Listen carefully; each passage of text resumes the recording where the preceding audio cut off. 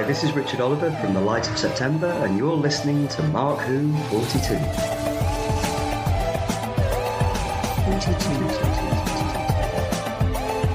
Welcome to Mark Who 42. That's right, Mark Who 42, Doctor Who on krypton-radio. I'm your host, Mark-Baumgarten, and with me, as always, are Christian-basel, patty-hawkins, brandi-bachle. Yeah, gang, we're all here, and today Christian has a one-on-one interview with Richard Oliver from The Light of September, and we'll get to that real soon. But first, we're going to go to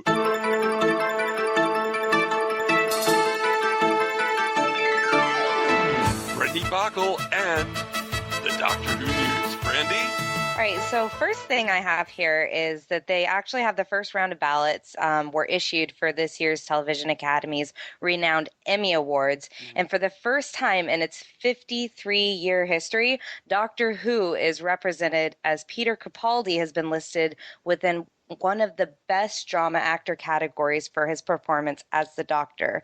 Now, there are about some 109 names listed in the ballot for the award. amateurs, total amateurs. Yeah, but the cool thing is the episode that they're making the people who vote for the Emmys watch is Heaven Sent. Okay. First of all, they're not making the. Well, they don't make. They send them. They send them the disc, and they cross their fingers that they'll watch it and understand it, and it's not a. It's.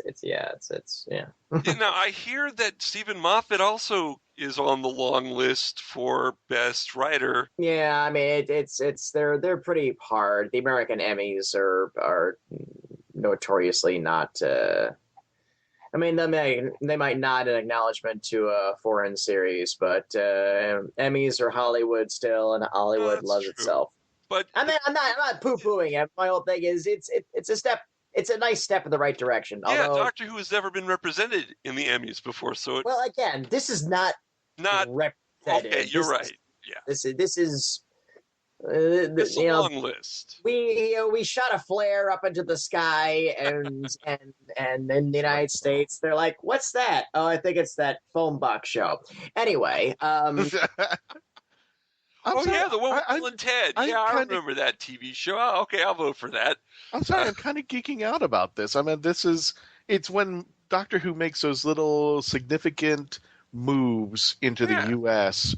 and in the U.S. culture that it kind of just, when I see a question on Jeopardy and it happens to be a Doctor Who question, or somebody makes a Doctor Who reference on another show. I mean, Matt Smith never got this opportunity, but there's a slight opportunity for Peter, and I think that's great. And by the same token, I remember the first time Jeopardy used a Doctor Who question. I remember the guy who answered it, couldn't answer anything else, and came in dead last. But he answered it. He did answer it right. That was not a rousing endorsement. That was my point. Well, but at least someone in America knew what Doctor Who was. So even if he lost, at least it had some. My mom broke my balls about that for weeks. Weeks. And she mildly liked Doctor Who too, but Brandi, what else do we have? All right. Well, the Doctor Who Adventures, issue number 16. Children's version of Doctor Who magazine, yes. Yes, it actually was released on the 23rd of June. Now, it does feature the Doctor heading off to Paris for the summer. Oh, it also features in the magazine for the arts and culture. It takes a look at some of the great artists and writers that the Doctor has met on his travels. Mm-hmm. It also, issue number 16 comes with a free unit dress-up kit. Oh, well. I gotta go to England and get one of these. I want my unit badge. A dress-up kit? A dress-up kit. It's probably a badge, a hat, and, something like that. And a Glock. I think that's cool. Because Doctor Who Adventures, when the BBC was doing it, gave out a gift with every issue, and some of them were really cool. But now that Panini's doing it, that's cool that you're still doing it. I like that. We'll dig a picture up and share it on our site. Yeah. It could go in all kinds of ways, I suppose. Oh yeah, but I'm not too happy about. The doctor met H.G. Wells and gave him every idea he was famous for, and then he met this author and gave them every idea that he's famous. Well, other things you can look forward to in issue number 16 is a bunch of brain twister and puzzles and stuff like that. But also something interesting is it will give you insight as to how Strax deals with mice in the kitchen. I'd like to learn that. I might have to download that on my iPad. Die for the glory of the Centauran Empire. Thing with a long tail, you. Remember the Sontarans actually almost conquered Gallifrey and that bunch of badasses? The Sontarans were like powerful? Remember when they were like a close second to the Daleks? Yeah. You know? Yeah. Wow, those were good times. Those were good times. Good times, yeah. Good times. If you have millions and millions of brothers out there, they're being cloned, you've got to have that one batch that just didn't go well for the rest of them. That makes the entire batch look like crap. So I think that's where Strax came from. Remember when they performed cruel, like scientific experiments on humans? I remember those experiments. Yeah, that's like, okay, I'm going to see how much pressure it takes to crush the human rib cage. And now they just want to throw newspapers up and knock you over. Well, they keep throwing McClare up. Throw McClare aboard. I have that on loop. It's my GIF file that I put up every time I want to cheer myself up. Put on that GIF file. All right. Anyway. So kids, you got a news story out of us today. You go buy Doctor Who Adventures. It's available in England. It's available at some comic shops in America, and you can get it on your Apple apps. You can actually get a subscription to Doctor Who Adventures on the iPad. So go ahead, kids, do it. Now that we've taken care of the kids, do we have any other news that maybe the more grown-up Doctor Who fan could go for? That's a bit of an oxymoron.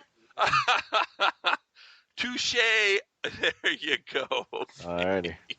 What about the grown-up Doctor Who fans? They get a shot of vodka. Oh, the shots of vodka are good. Brandy, what else is in the news? All right. Well, the first official views of Pearl Mackie on set have been released through the official Doctor Who Twitter account. They have an image of her with the script in her hands and also a cup of coffee. Obviously, she's ready to shoot Series 10, which, as we know by now, she plays Bill, the Doctor's new companion. There was also a 30-second video posted to the Twitter account where Pearl Mackie was giving a quick tour of the location, including some fans that were standing around and a crew preparing a fake snow thing going on before the shooting. Now, I have a question, and this probably wasn't in the news article, but I'm bringing it up to all you guys. Because there is a snow scene, do you think Bill is debuting in the Christmas special, or if it just happens to be a regular episode with snow? I was actually thinking Christmas special. I'm thinking that's exactly what they're doing right now. See, I was kind of hoping, and there's been no publicity. There's been no reason to believe this because they haven't said a word of it. I was kind of hoping that the Christmas episode would be sometime during the last 24 years that River has on that planet, and it just, that River's in it. I would love Alex Kingston to have another Christmas special with Peter Capaldi to see some more of it. But yeah, I mean, I think they finished filming it, and I heard none of this. So it's just my wishful thinking. I would hope Bill doesn't start till the season. I don't really want her in the Christmas episode. I admit I like the Christmas episodes being off kilter from the seasonal continuity. The kind of a la carte, but I wouldn't put it past them to we know that Moffat loves plot armoring his little pets, and I wouldn't put it past her at all to get thrown into Christmas, save the day, and jump on the TARDIS consoles and say, "Let me show you how it's done." Oh no! Yeah, I know. Oh, I'm an awful naysayer and cynical and everything. Well, just whatever. That introduction video did nothing to make me feel good about her. No, I don't think that introduction is actually a scene from an episode. I think they just filmed it to have a chance for people to see her with a Dalek. I don't think that scene is indicative of what's going to happen during the season. Not. I hope you folks are recording this because Mark's gonna be. Anyway, I'm recording it. I'll be. Anyway. Maybe Pearl is going to be premiered at the end of the episode. I get the feeling that they're going to have the episode, whatever takes place. It might be the end of the 24 some odd years that he's with River Song. And then he has his episode, and then they're going to, as Patty put it, plot armor. But I wouldn't think plot armor. I would think she would be like a trailer. Oh, you know what? I have an idea. Episode. Okay, Patrick. I know you probably haven't seen it unless you saw the reconstructions. The massacre at St. Bartholomew's Eve. The William-Hartnel story where he has the double. Mm-hmm. Remember that? Yeah, I know of it. The massacre? Yeah. Okay, at the very end, after the story is over, they materialize in modern-day London, and Dodo comes aboard. And that's it. That's how Dodo comes aboard. Just a tail end, no real reason to it. Maybe that's what they'll do. That's what Christian just brought up. Anything's possible. Anything is possible.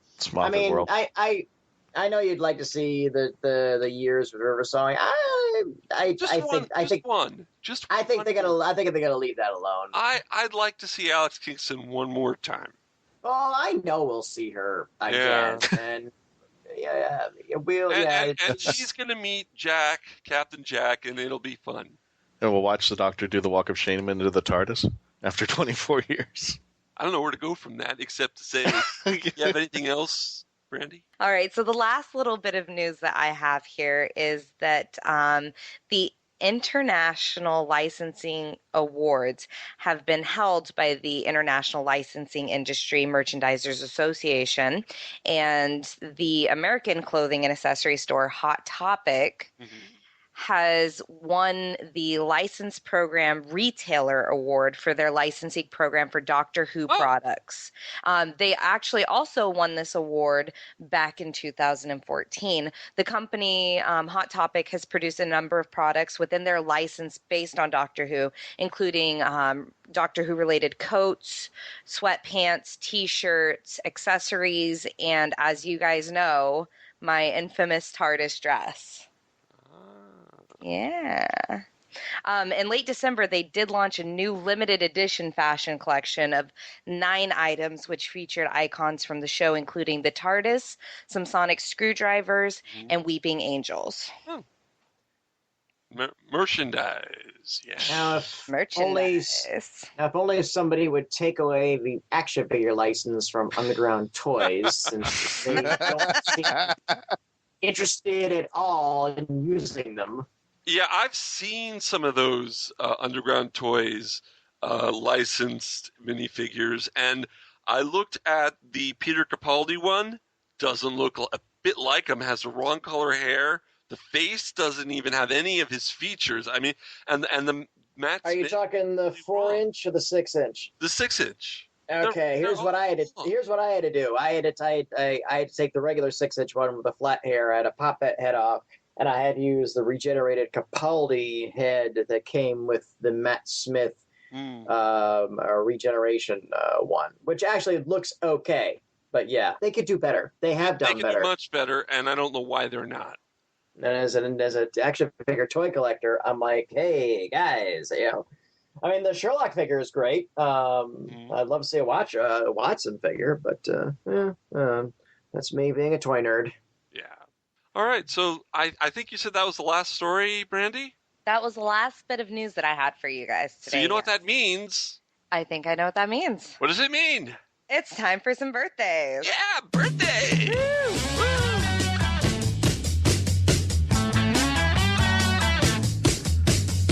Tell us the birthdays, Brandy. All right. So for June 25th, we have the day before we're recording this. Go ahead. Sheridan Smith. Lucy Bloody Miller. Yes. It's not just Lucy Miller, it's Lucy Bloody Miller. It is Lucy Bloody Miller. Bloody, bloody, bloody. Oh, now we have an explicit tag in England now. I'm sorry. Lucy Miller. Yeah, from Big Finish. Great character. Yes. On June 28th, we have Lala Ward. Lala, happy birthday. Oh, yeah. When are we going to get her on this show? We got to get her. Romana 2, ex-Mrs. Tom Baker, current Mrs. Richard Dawkins. I mean, I'd love to have Lala on the show. Talk to her about Richard Lester and their version of Prince and the Pauper, but that's just me. Well, yeah. Okay. I'm a sicko. I would have talked about Vampire Circus. Oh God, that was a movie, all right. Yeah, that was a movie. Boy, if you watch that on high def and you pause it, you see all kinds of interesting things. All right. Those kids will grow up real fast. Trust me. I don't know. I just say I don't know who you're supposed to root for in that movie either. I mean, seriously, you're supposed to root for the vampires, or you're supposed to root for the humans, because the movie wavers in between. Sometimes you're supposed, yeah. Anyway, enough horror. Doctor Who, right? Doctor Who. Yeah. Lala bit me. That's all I'm gonna say. On June 29th. Oh, the day we're broadcasting, the day this comes out on the first day. Yeah. We have Maureen O'Brien. Ah, Vicky, not Victoria. Vicky. Yeah. Well, obviously, again, my first exposure to Vicky was in Pyramids of Mars, when Sarah Jane walks in wearing one of Vicky's old gowns. Oh yes. I totally missed that. Yeah, you're right. She was like, hello, Vicky. Who? What? Oh, her name was Vicky. She traveled with me for a time. I mean, he was in his morose stage, or not as morose. It's a little bit of that sad moment, and then I miss when the Doctor gets those quiet moments where he's reflecting back and like missing his old friends and stuff like that.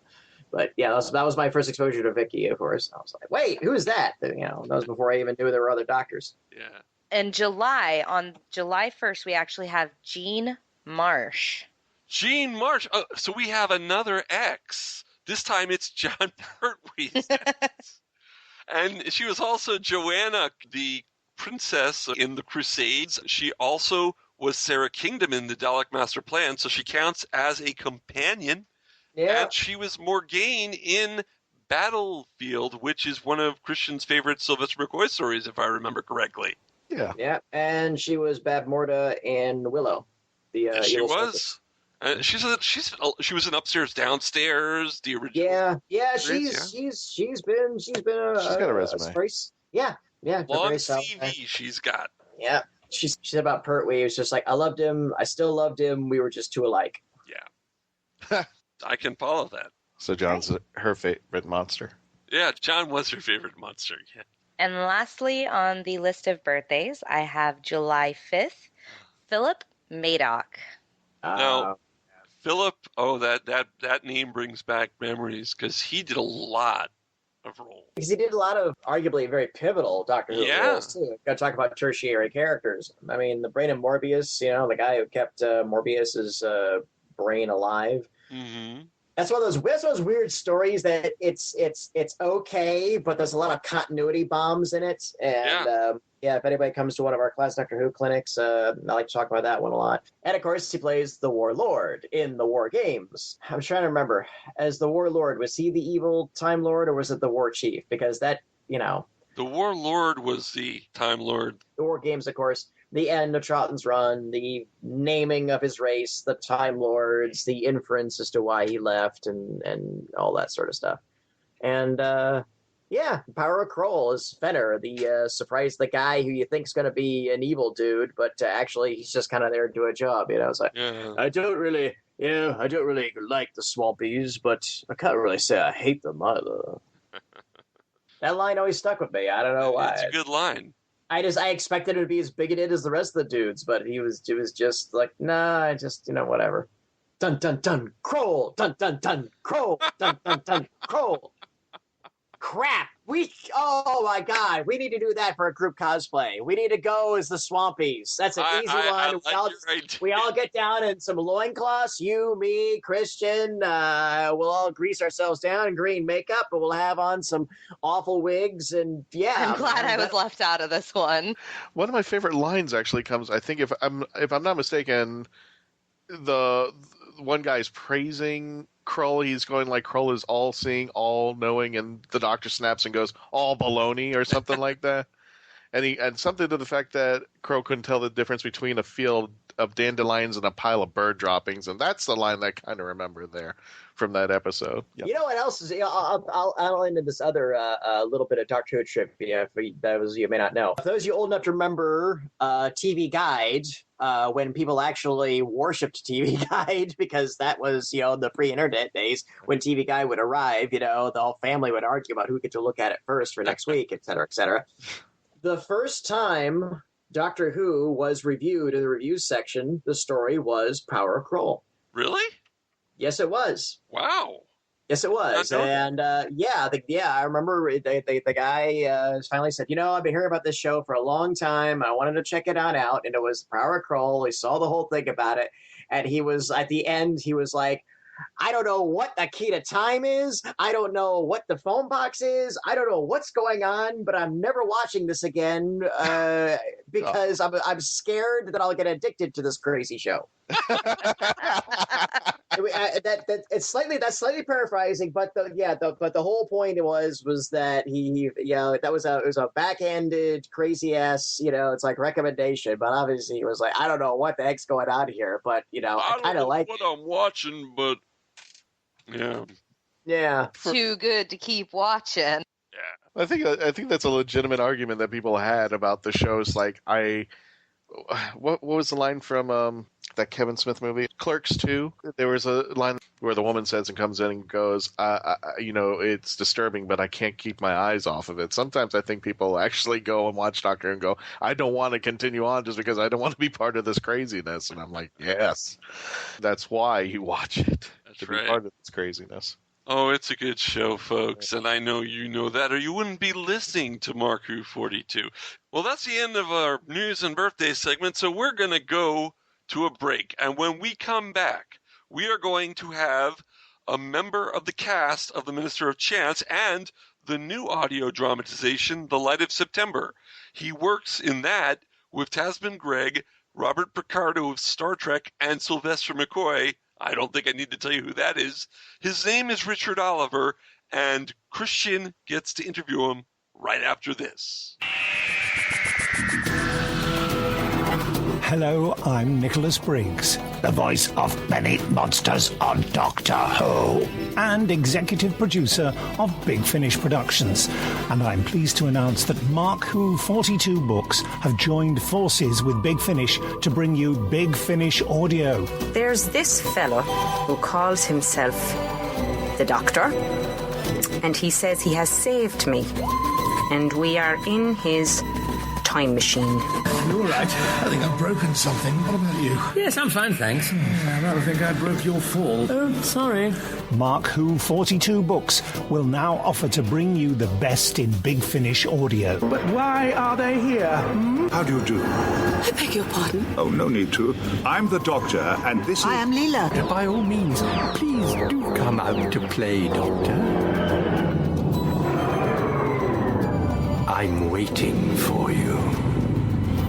To find where Mark Who 42 Books will be, go to markwho42.net or on their Facebook site at Mark Who 42. What are you saying? They fizzled in somehow? Like the TARDIS? Yeah, transmat from another dimension. The TARDIS doesn't fizzle. It's more of a... Also go to markwho42.net and download my interview with the team. You're executive producer at Big Finish Productions. Correct. Correct. Is this a quiz? Mark Who 42, taking you to the Whoniverse and beyond. Well, I am shocked and dismayed. Well, now you can't be both. You be shocked, I'll be dismayed. Coming in 2016, Steve Megatron and myself, TF2 and Mike, bring you a brand new TV review show. Welcome to Podcaster Meets World. That's right, We're launching a Boy and Girl Meets World review podcast here on the GCRN. It'll take us 70 episodes of the podcast to review all 158 episodes of Boy Meets World. After that, we will tackle Girl Meets World. You can find Podcaster Meets World on geekcastradio.com and iTunes starting late summer, early fall 2016. So come on and walk through the world with us. I love the thing they call. The voice of Christian-Basel, take one. Hi, I'm Christian-Basel, and I would like to provide my voice for all your voiceover needs, such as... Okay, like an announcer. Like a what? Like an announcer. For all your voiceover needs, such as animation, radio, announcements, introductions... Now an old man. I can even record voicemail for all the Meshuggahs that call you. A pirate. Arr, and it won't cost you a lot of treasure for me services. Arr. Creepy movie voice. Just call 407-761-2679. 407-761-2679. Or email voiceofchristian-basel@yahoo.com. Well, how was that? That's a wrap. Say, Jarvis, is it that time? The house party protocol, sir? Correct. The Pull Bag is the GCRN's comic book review and discussion-based podcast. Join your host, TF2 and Mike, and the rest of the GCRN crew as we make our way through the comic book world. Inside the Pull Bag, you'll also find back-issue classics, Origins episodes, After Darks, and so much more. You can find the Pull Bag every Wednesday in iTunes, on Stitcher Smart Radio, Blog Talk Radio, and of course, geekcastradio.com. Make your great escape into comics and jump into the Pull Bag today. Hi folks, this is Christian Basel, Mark-Who42, and if you've been lucky enough to catch us at conventions and wondered how you could hire us to come to your convention or special event, simply go to Heroes on Hand, click the podcast icon, and click the icon for Mark-Who42. On our page on Heroes on Hand, you can actually click the button that says click here to book Mark-Who42 for your next event, and that's all you have to do. Once again, if you wanted to hire us for your next event, simply go to heroesonhand.com, click on podcast, click on our icon, and click the green button to book us for your next event. You're going to love us. We'll see you there.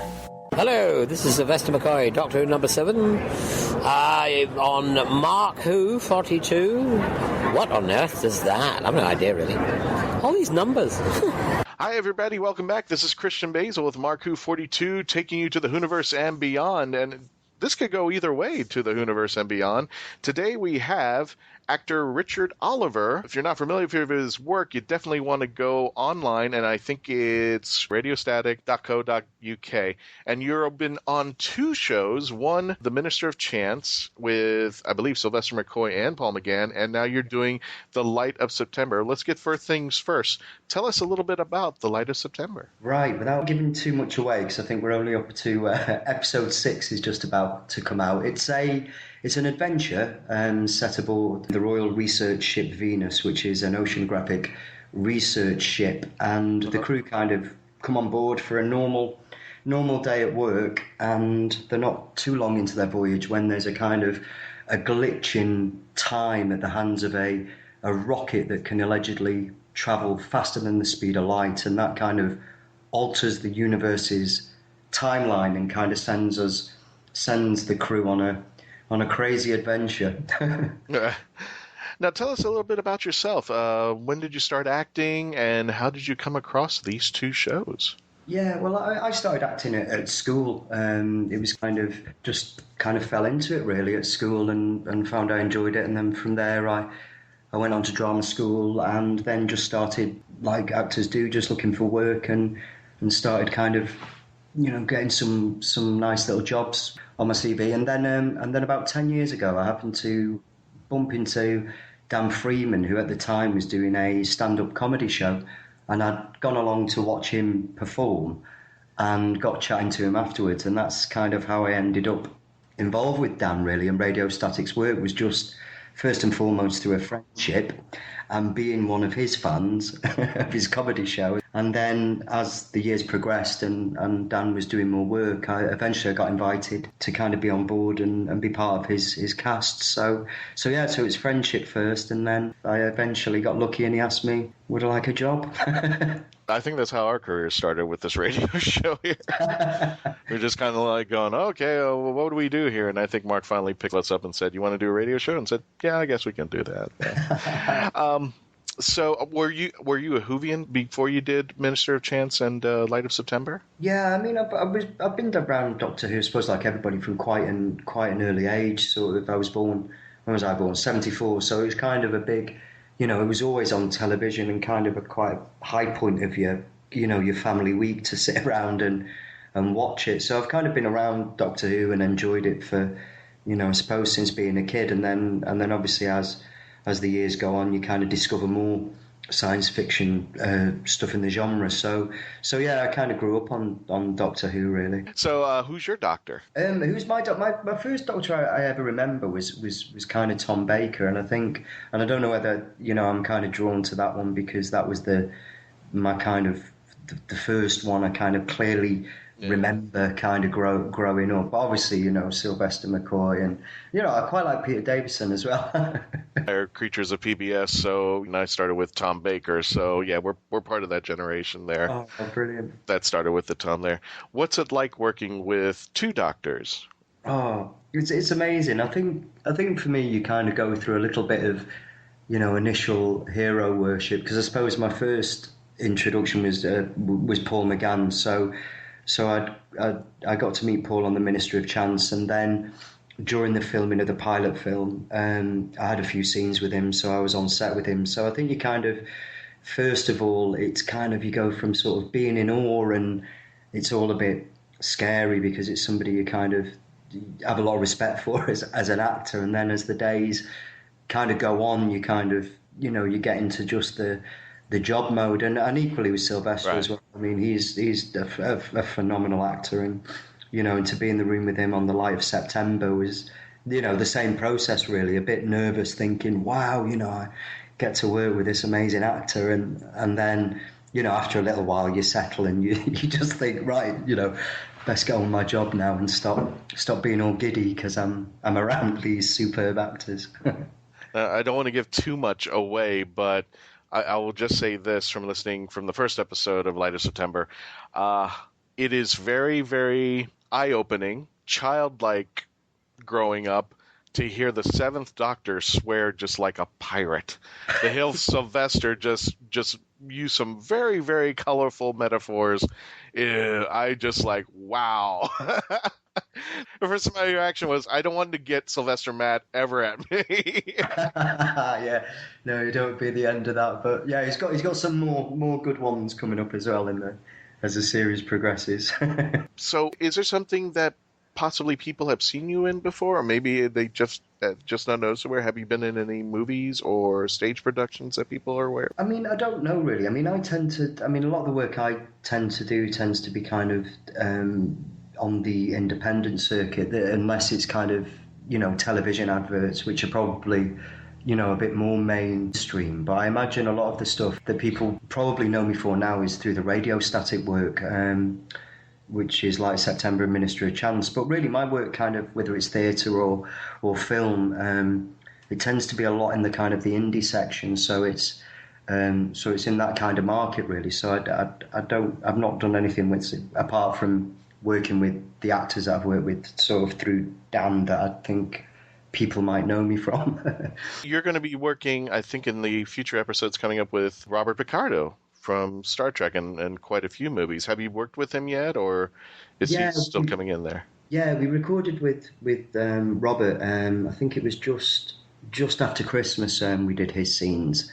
So that was amazing. So we had a couple of rehearsal sessions because Robert was out in the States, so we had to do all that via Skype. So I was quite lucky that because I've worked with Dan and I'm around the projects, I kind of ended up covering the other actors who weren't available as well. So I really quite luckily got quite a lot of rehearsal time with Robert, which was amazing. And then obviously on his recording day, I was present as well. So yeah, that was a pretty amazing experience. Now you've had a film that premiered at the Colossus Film Festival just recently called "Don't You Forget About Me."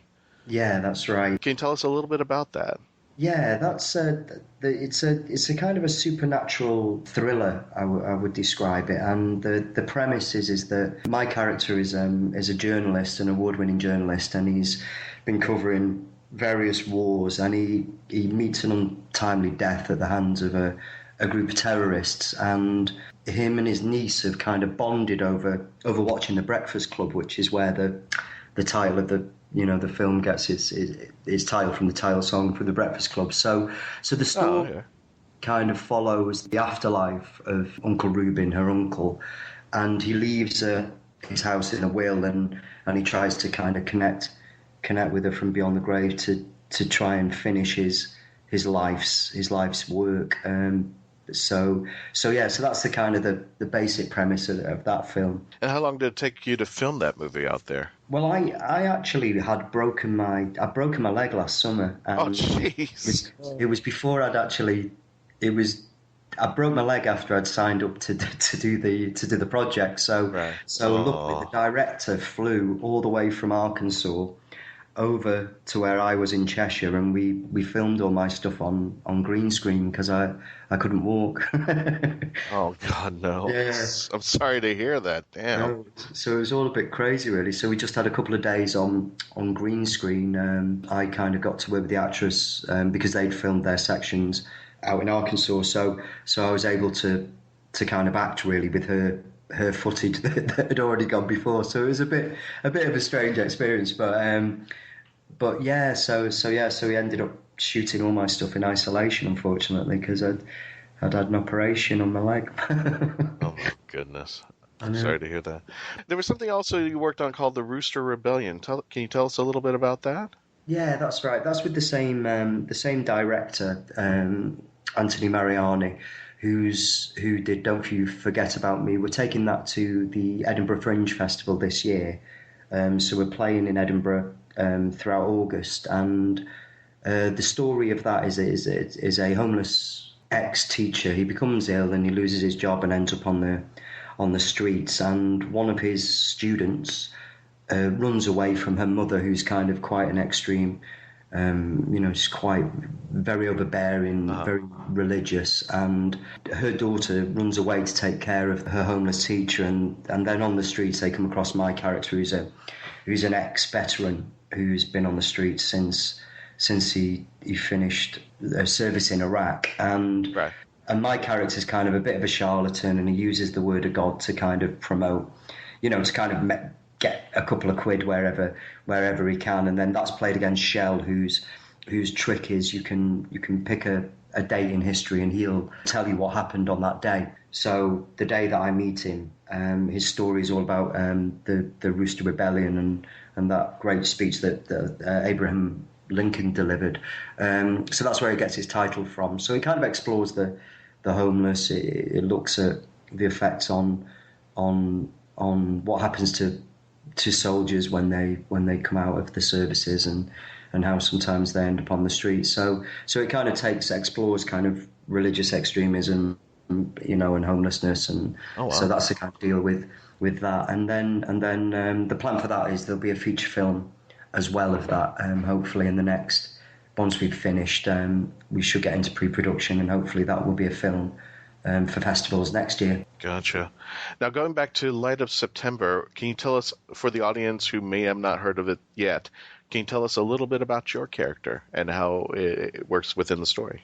Yeah, I play Jack Cousins, and I'm the second officer of the ship Venus, and my kind of responsibilities are kind of, looking after the sick bay and making sure kind of the crew are in good health and everybody's looked after, and my kind of character, I suppose, fits in where when all the rest of the crew kind of get embroiled in their adventures, I'm kind of left for the first half of the story, kind of manning the ship and looking after the boat. So I'm kind of second in command after Torbjorn's character. You also worked with Trevin Simon Hickson. What was it like working with him in the studio? Yeah, he's a great actor as well. He's very, really, really funny guy. And again, it's strange because I suppose like with Sylvester and the Doctor Who thing, Trevin Simon were just massive when I was watching Saturday morning TV, and so to kind of as well be in the room with Simon Hickson of Trevor Simon fame, that was kind of an amazing experience as well. You're kind of getting to meet all these heroes from when you're growing up and you're watching your Saturday morning TV in this case. So yeah, he's a great actor, and yeah, it was really great to work with him as well.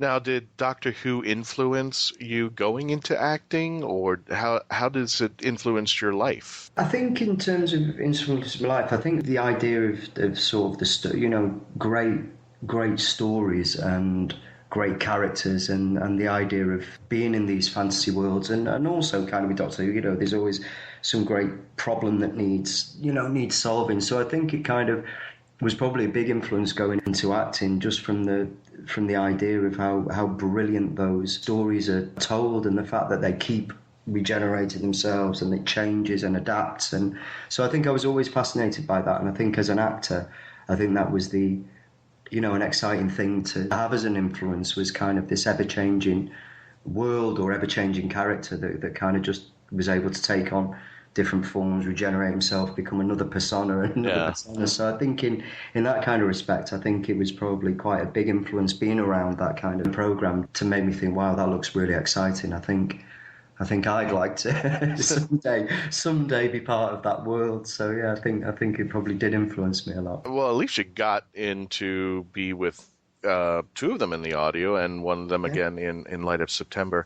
What is the most favorite thing you've done as an actor, or do you like voiceover acting more? For me, it's all aspects of it, and although kind of working with Dan and Radio Static has been, that's been a really special experience because of the actors that I've had the opportunity to work with. But I think as an actor, I kind of enjoy all aspects, whether it's a voiceover, whether it's an advert, whether it's film, whether it's theatre, or audio drama. I think that for me, I just kind of enjoy all of it. I don't think there's a particular thing that I think, I like that more, because each and every aspect of it comes with its own challenges and rewards. So I think I probably, I think I'd do anything if you asked me to.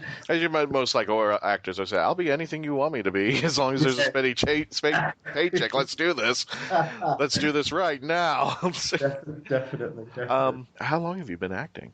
Well, I first started acting at school, so I was probably about 15. And then I graduated my first drama school I was around 2021 when I left my first drama school. So I've probably been acting for around 20 years now, I think. And what was your first play in school? First play was a play called Curse of the Werewolf. And I can't remember who it was by. I kind of very luckily kind of somehow wangled one of the lead roles, considering it was my first play, and I kind of got to play the handsome love interest, which was the first time it ever happened. It's never happened since, unfortunately. But yeah, it was kind of this crazy Bavarian town where everybody was turning into werewolves, and I was the butler to the rich family who saved the day. So, and I got to fire a gun as well, which was very. The first play I did was Diary of Anne Frank. I Get to Die. And I was so impressed. I was in my first play in school, and I turned to the teacher and I said, "Did I really do a good job? I mean, did I do?" She goes, "Yeah, you did okay." And I said, "Well, just out of curiosity, why did you hire me for the role?" And she goes, "Well, you look Jewish." Oh no. No. So all my love for drama and theater kind of just, went into a corner and just started shaking and hiding, and like, oh no, that's not the answer I wanted to hear there. You think she could have come up with something like your acting was a little more encouraging, yeah. That was not encouraging whatsoever there. Richard, what upcoming projects do you have that everybody should know about? Well, we're currently at the minute in development with Dan over at Radio Static. We've got 3 projects that we're kind of in the early stages of. One's a short film based on Kurosawa's works. The second project is a kind of a mockumentary about this world rock band, and then the third one is a new adaptation of the Legend of King Arthur, which we're hoping should eventually be a stage play, and then hopefully a film adaptation. So with Radio Static and Dan at the minute, we're kind of looking at a short film first to kind of get us up and running, and then something slightly longer, and then moving into a full-length version. But there's also talk of Light of September returning for a second series, Minister of Chance for a second series, and also the Minister of Chance feature film is still very much in I've heard talks about that. How close are they? Yeah, well, I think a lot of the time it's just getting the right kind of team in place. So, right. The script is finished. There's a producer on board, fight director on board. So I think a lot of it is, as with a lot of the work, it kind of gets tied up then in the financing stages. But as far as I'm aware, it's all, it all will happen. It's just a matter of when. So hopefully it should be soon. Now, for people who want to find you on the web, your web presence, where can they find you, Richard? I'm mainly on Twitter at Rich Oliver Actor. Okay, and I caught you on Facebook too. Is that somewhere that people could find you, or? Yeah, I kind of, to be honest with you, I'm one of these, I just absolutely love Twitter, so I kind of keep coming back to Facebook, but I find with Twitter it's easier to kind of... There's so many medias out there. There's Snapchat, there's this, and that. And it's like, can I just have one where everything is put together? I know, and I think with the Light September and Minister, everything seemed to kind of take off on Twitter, so it's been Twitter really where I've met kind of, the main bulk of people who have been following the Light September or Minister. So I just kind of stay on Twitter really. So that's the place where you can get hold of me. Awesome. So ladies and gentlemen, if you want to hear this exceptionally great audio, you need to go to radiostatic.co.uk. Also, they have an Android app now that I try. I was happy to see that now because it was just iTunes for a while that I saw. But if you want to listen to it on your Android, go to the site and pull up The Light of September, and you can actually download an app that will let you play all 5 episodes that are currently right now going on to the 6th episode. We're really excited about that. Richard Oliver, thank you so much for coming on there. Have a great day, and we'll see you next time. You too. Thanks for having me. Thank you now. So, what did you guys think about that? I think you did an excellent job. I love your one-on-ones, Christian. Those are good. Good interviews. You did a great job. And I think I learned a bit about Richard Oliver because I didn't really know who he was, except that he was in the Minister of Chance and Light of September. I'm hoping after this, a lot of people are going to know who he is, and it's going to be. I'm hoping these are going to be take off pretty soon. Yeah, and I hope the Minister of Chance makes it to a movie. I hope the movie gets made. I really do. All right, gang, before we go, we have something very important to talk about. This weekend, if you're listening to the first few airings of this or downloaded it right after it came out, this weekend is SuperCon weekend. Florida SuperCon in Miami Beach at the Miami Beach Convention Center on July 1st through 4th, Friday through Monday. And Patrick, you are a guest there, and you're actually bringing some of us to participate in the panels. Yeah, I think we've got yourself and, first of all, yourself, you're going to be there vending with Mark who... That's right, I'll be at booth 2220. And Christian will be running around with the traveling TARDIS, and when we're not doing that, we're going to be doing several panels throughout the weekend. Friday, we've got Whovians Anonymous, Doctor Who Match Game, Doctor Who After Dark. Saturday, David Tennant versus Smith, the final debate. I think it's time for that. I think it is time for a debate. And the reason I pitched that was I think we've gotten far enough away from Smith that I think everybody can kind of look back and as objective as it could be possible to discuss. I think it's going to be fun. But of course, it's going to be a taste great, less filling, heated argument. And I'm really looking forward to it. And then again, these are all very fan interactive, and we want everybody to come on out. And for that one, if you think Smith is better, then you're going to have your chance to make a case and stand up. And if you think Tennant's better, you're going to think so. we're going to legitimately try to find, we're not going to try to cheese out of this. We're going to try to do a legitimate and definitive answer. So be prepared. And we got also our Doctor Who Build a Companion workshop going on Saturday night as well. Sunday, we are doing our Doctor Who Classic Clinic, which is a good opportunity for either yourselves or if you got someone you know and you've tried to expose them to Doctor Who Classic and it's just not quite getting, this is kind of where we try to break it all down very honestly. You know, we're not going to tell you that every classic Doctor Who story is brilliant and awesome and beautiful and fantastic, or we're just going to go through the ones that are either important because they're legitimately good or they're kind of important for as far as canon and continuity. We'll say like, well, this episode might not be great, but if you wanted to know the backstory about X, Y, and Z, then yeah, you might be interested in knowing about this. And then of course we've got a few other things, and then finally Monday we got another round of another round of Doctor Who Match Game. Yes, we are doing it twice. All right, yeah, we love Doctor Who Match Game at Mark 42. We're going to end on Monday, in which I realized after I began posting this on social media today. On our Independence Day, we are going to make a mockery of the British justice system by holding the trial of Mr. Moffat.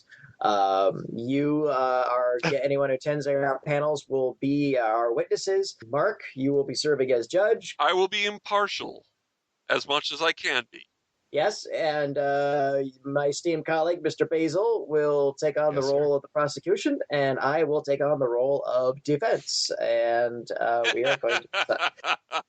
You have the hardest part, Patty. Well, no, you know what? This what I have to do, what lawyers have to do every day. I have to defend somebody that I think is rabidly guilty. But I will defend Mr. Moffat to the best of my ability. And yeah, I think we're going to have a very lively, fun discussion, debate. I think that one's going to be real hootenanny, and I'm kind of glad that will kind of end off that fabulous 4-day weekend we've got going on. And again, big thanks to management of Florida SuperCon for letting us be a part of this. I'll also be doing some non-Doctor Who panels as well. I'll be doing a Star Trek panel, 50 Years of Pointed Ears. I'll be doing a very fun one that I'm psyched for Friday night, which is called Geeks of a Certain Age. And I'm hoping to have Chris Gore from Film Threat and a few other Guy Hutchinson and a few other people, I think, too, which is going to be about what it's like being a geek. As I say it, what's it like to live the geek life when you realize half of it's gone already? So that's going to be fun. And I'll be doing some celeb panels as well. I'll be getting on stage with Henry Winkler, Walter Koenig, Denise Crosby, Renee Abnoir, and I can't believe I bagged this one. I'm so psyched. I will be doing David Warner's Q&A with him. All right. Oh, that's going to be great. Yeah, and if you don't know who David Warner is, don't worry. You have seen him in something. I was going to say, if you don't know who he is, turn in your geek card right now. He's been in everything. Yeah, it's just one of those things that, yeah, I mean, it's just like, yeah, you just trust me. It's like, and he's one of those guys, too, with the voice that even if you may not even know, if you hear his voice, you're like, oh, yeah, that guy, yeah, everything throwing up all everything else. So, yeah, and besides that, Florida SuperCon is just huge. It's a huge convention.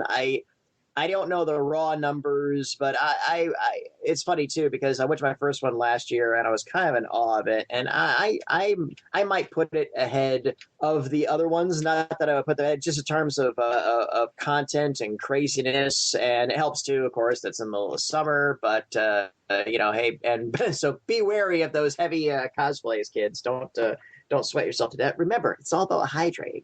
And yeah, I'm psyched. I think it's gonna be fun. Like I said, too. Yes, the Shat's gonna be there. And again, gonna hit the fan. And it's not just our programming either. There's tons of other stuff. Yeah. I mean, I certainly hope to see you at all of our programming, but you're certainly not beholden to it. There's so many other great stuff going on. There's gonna be a Tron reunion. Yeah, gonna be a Tron reunion. They're gonna have them all up on stage. There's voiceover actors Jim Cummings. I'm doing Nancy Cartwright as well. The Simpsons. Bart Simpson. Yeah, Bart Simpson. Yeah. Yeah. And we just got go to the website and check it out. Yeah, it's floridasupercon.com, and you can still I think they've sold out of 4 and 3 day tickets, but you can still get 2 and 1 day tickets. So please, if you haven't gotten tickets and you're going to be in the South Florida area Independence Day weekend, please come on down. It's going to be fun. And it's in the heart of Miami Beach. So, I mean, you're right by Lincoln Road, you're by South Beach. So there's plenty of things to do other than just a convention if you come down for the weekend. And if you are cosplaying and you have not yet, please review the new cosplay guidelines that have come out, which have had to become more safety focused given recent unfortunate events. Again, nothing heavily draconian for some characters. It may affect some of your other choices. So I'll just say review the policy before you come on in. Punisher and Deadpool cosplayers, you might have to make some force yourself some innovative choices, or you might have to choose something else to wear this time around. That's what I've heard. That's like I said, it's unfortunate. No more airsoft guns, which actually eliminates half of my cosplays that I enjoy. Because but again, this is for everybody's safety, and just because it's the rules now does not necessarily mean it's etched in stone. And this was out of Supercon management's hands. The powers that be in Miami and law enforcement and everything else kind of had some safety concerns, and so to make sure everybody was safe and had a good time, they put these on. And again, my thing is the cosplay is all about innovation. So if you consider yourself a cosplayer, don't take this as punishment. Take this as a challenge. Yeah. Definitely. Take this as a challenge. So besides that, we hope to see you there. Yeah, and I'm just going to remind you one more time, I will be selling Doctor Who books and merchandise at booth 2220. And a friend of the show, Debbie Chamberlain, or Debbie Red, as you may know her, who runs Like a Cat Jewelry, will be at booth 1607. So visit her and buy from her. She's a great person. She's got Doctor Who stuff. She's got supernatural stuff. She's got a lot of different things that I think you'll enjoy looking at and buying. She does a great job. All right. And then I think we have a convention coming up in 2 weeks after that. Yes, we do. Yeah, tell us a little about that, Christian. We have Infinity Con, and make sure if you are looking up to purchase tickets or to find more about it, it's infinityconfl.com, because there is an Infinity Con in New York, and there's another Infinity Con which you probably don't want your talk kids. About that one. Yeah, you don't want your kids staying at. So if you do a Google search, Infinity Con Lake City will definitely get you to the right spot, or infinityconfl.com. We are going to be there July 16th and 17th. Again, it's in Lake City, and we have actors up there from such as Battlestar Galactica. Oh, there are a lot of Battlestar Galactica. There are a lot of Battlestar Galactica, including Richard Hatch. Just a plethora of celebrities going to be up there. But you definitely want to see us. We're going to be hosting panels. I believe we haven't confirmed exactly what we're doing up there yet, so stay tuned on future shows and on our website for upcoming events going on. We'll be at the Columbia County Fairgrounds in Lake City, Florida. And I should mention that smack between those two appearances, I will be at the University of North Florida on July 9th. It's a Saturday. That's in Jacksonville. Ken Spivey is having a Time Lord Fest, and I will be selling my wares there as well. So come there. Andrew Cartmill is going to be there, friend of the show. So if you want to meet or listen to question and answer, have a question for him, come to Time Lord Fest Jacksonville. You can go to Facebook and type in Time Lord Fest Jacksonville, and you'll get information on that. Okay, I think we're done with the show, guys. Do you have any final words? You know, I feel really stupid, but I should have said this. Alex Kingston is going to be at SuperCon as well. Yeah, no, we probably should have mentioned the main celebrity. Yes, I wanted. I'm sorry. You know what it is. I apologize. She wasn't on my schedule here because I did not get the assignment for her Q&A. I think I was supposed to get Rory, but unfortunately he had to bow out due to making a lot of money on Legends of Tomorrow. So, but yes, so Alex Kingston, but yeah. the River Song who I was talking about earlier in the news is going to be there. Yes. And maybe I can ask her if she's going to be in the Christmas special, so I don't have to wait until then to find out that I'm completely wrong. I'd rather you ask her if she could be on our show. But I will do that too. I will do that too. Okay. Okay. Although Christian's the silver-tongued devil when it comes to that stuff. Oh, he's good at that, yeah. All right, then. So until next time, allons-y. Mark 42 was written and presented by Mark Baumgarten, Christian-basel, Brandi-bachle, and Patty-Hawkins.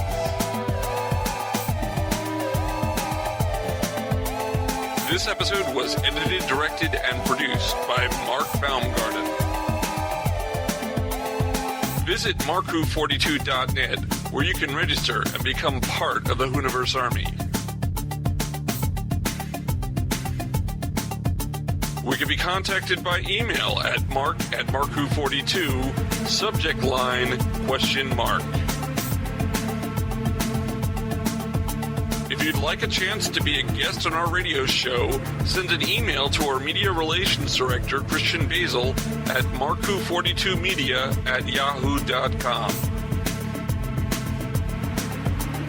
You can have Mark 42 entertain at your next event or convention. Go to heroesonhand.com/markwho42. Doctor Who and its properties are owned by the BBC, the British Broadcasting Corporation.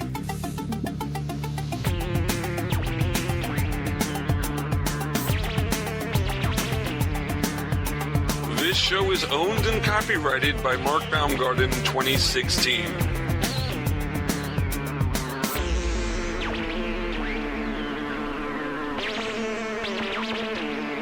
This is Krypton Radio.